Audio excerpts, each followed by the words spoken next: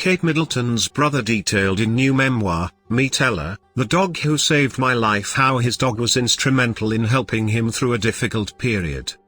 James Middleton is getting candid about his mental health and detailing a period of time when he was unreachable by his loving and close-knit family.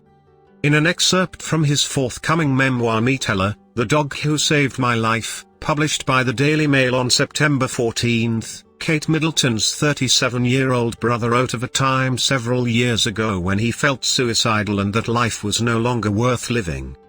I contemplate ways of dying so I can get off the giddy roller coaster that is sending me to the brink of madness. I cannot sleep because my mind is in tumult, he wrote in the book, set to be published on September 24 in the US. The insomnia is dizzying. I am utterly exhausted. I feel misunderstood, a complete failure. I wouldn't wish the sense of worthlessness and desperation, the isolation and loneliness, on my worst enemy. I think I'm going crazy.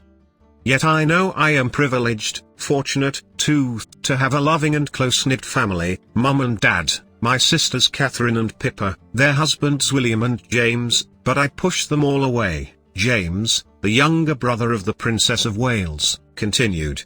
I do not answer their phone calls. Emails remain ignored. Invitations to visit go unheeded.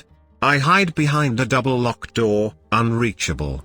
James then reflected on a night in November 2017 when he reached his lowest ebb, as he considered jumping from the rooftop of a building in London.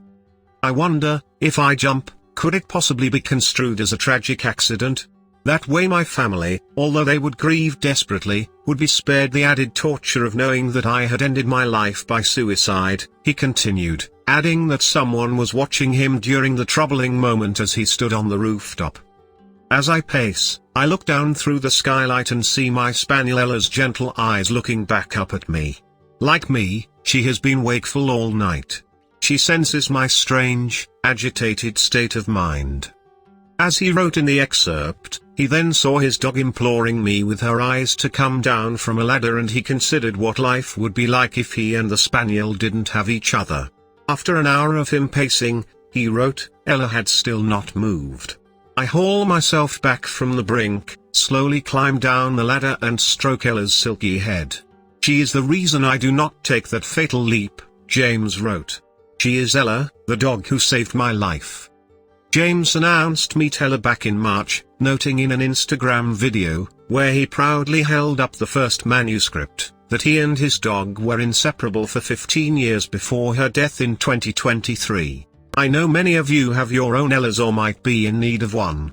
I hope this book will also help us to talk more openly about our mental health, our need for connection, and the way in which the animals that we think we are taking care of are actually looking after us in return, he said at the time.